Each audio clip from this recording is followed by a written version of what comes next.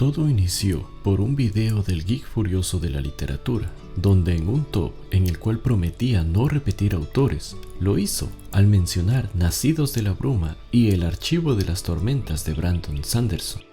Mencionaba cuán interesantes eran los sistemas de magia, los mundos que había en esas obras y cómo prácticamente marcaron un antes y un después en su vida al adentrarlo en la fantasía.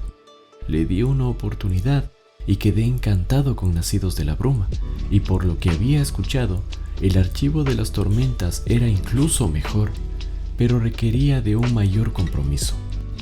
No voy a mentir, fue bastante pesado, más al inicio que nada. Durante esos primeros pasos el mundo era confuso, pues debía abrir mi mente a cosas que no había llegado a tocar en otras obras.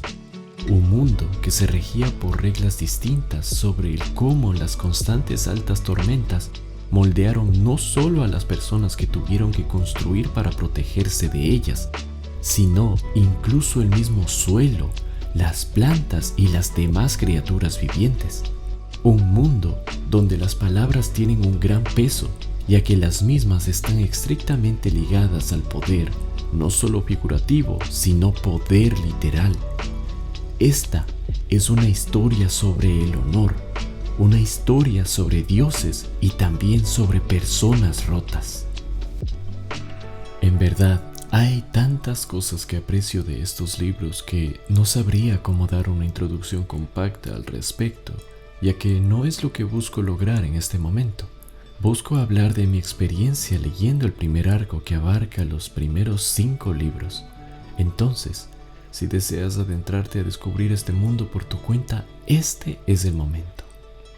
Y si no, agradezco que sigas aquí.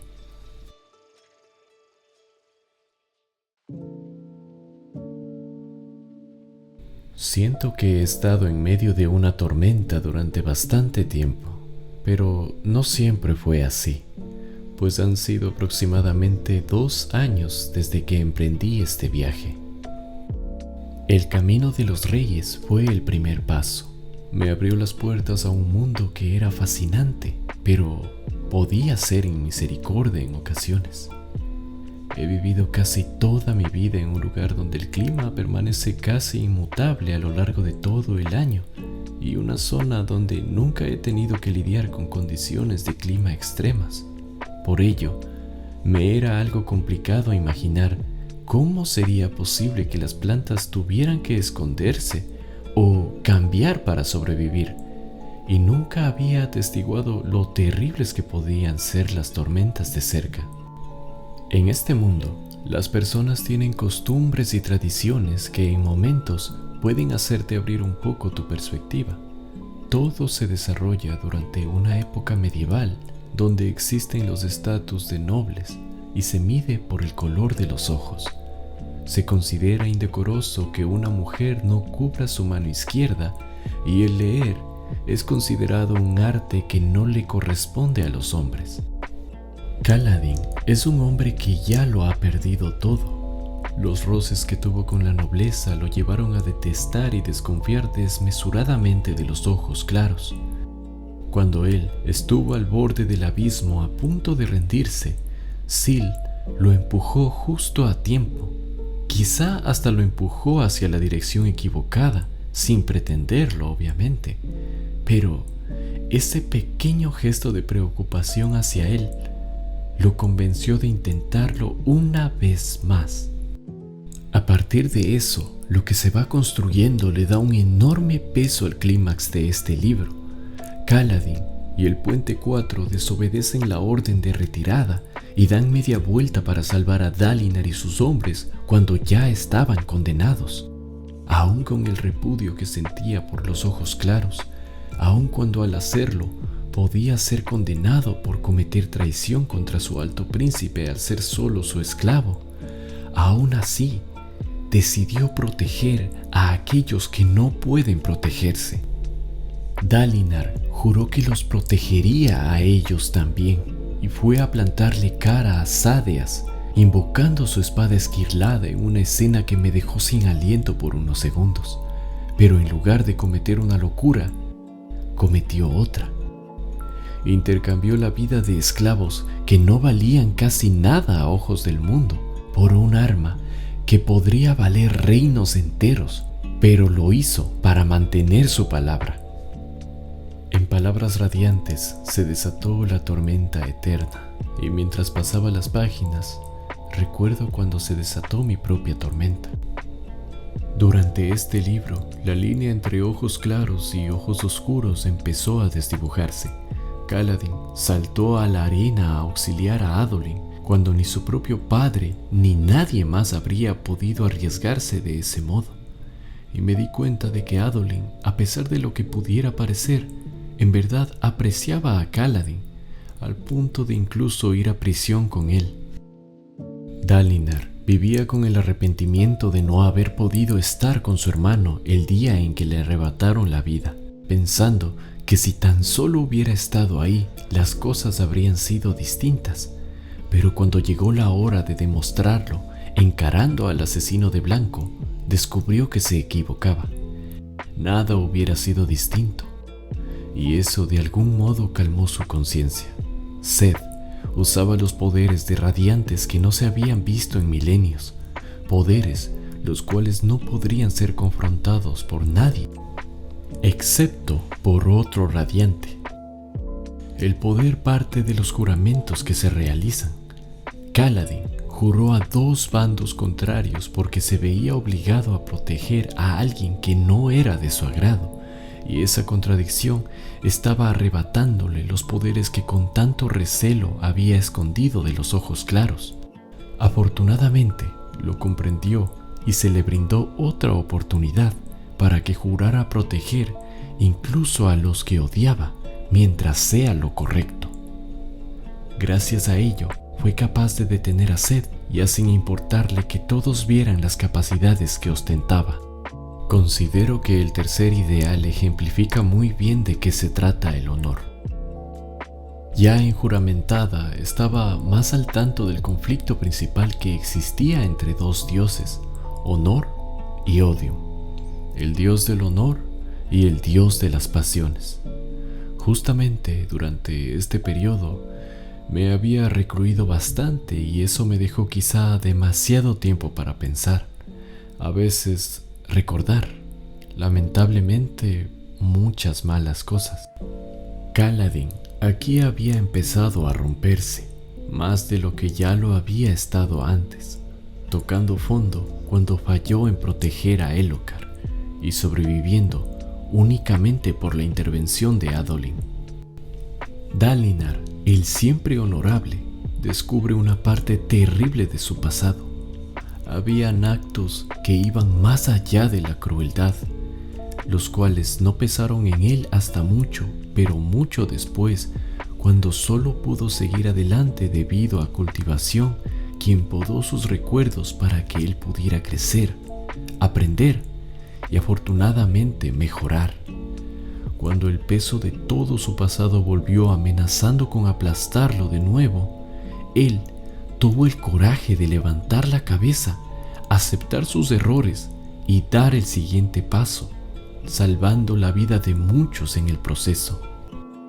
Pues a veces el perdón más difícil es el que debemos darnos a nosotros mismos. El ritmo de la guerra muestra a un Kaladin ya a punto de estallar en pedazos. El peso de todo cuanto había pasado, de cuánto tenía a su cargo y más aún el peso de cuántos había perdido, hicieron que no fuera apto para seguir en el frente. Eso fue un completo bajón para él, pues ¿cómo podría protegerlos si no le dejaban estar ahí? Pero le hicieron entender que estaba a punto de llegar al momento en el que colapsaría y los demás podrían caer intentando protegerlo a él. El tratamiento de padecimientos mentales es relativamente nuevo comparándolo con el resto de las ramas de la medicina, pues siempre ha sido complicado tratar lo que no se puede ver.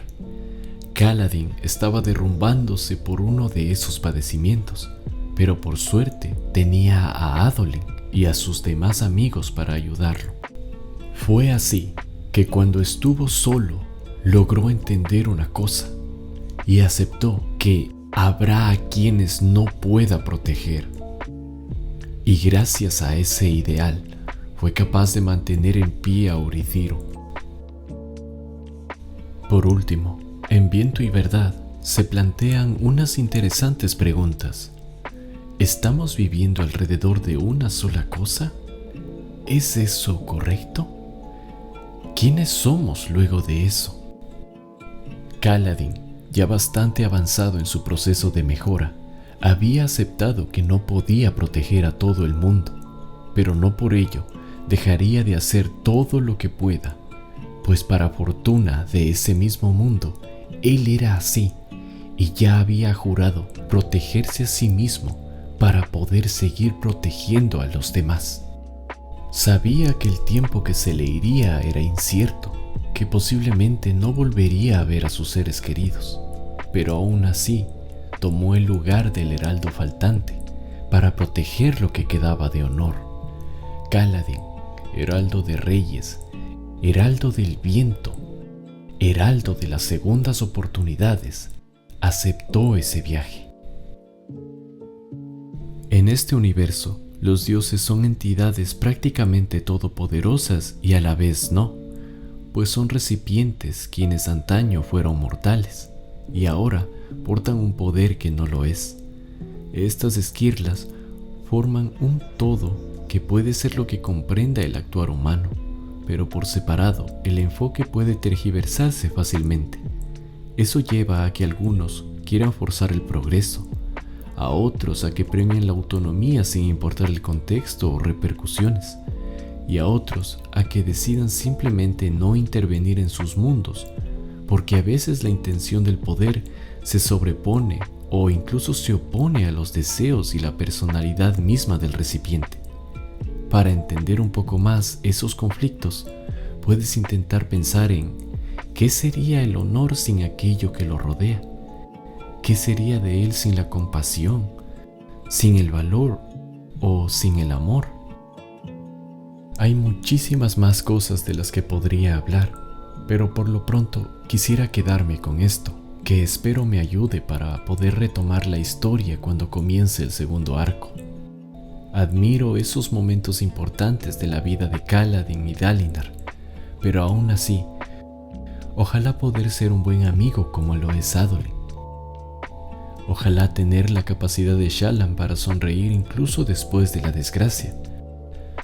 Ojalá nunca dejarme de cuestionar sobre lo que es correcto como Zed. Y ojalá poder estar siempre ahí como trató de estarlo Neturo.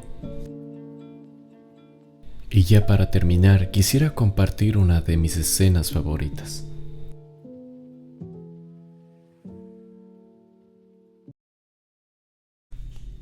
«Déjame el dolor a mí, Dalinar», dijo Odium.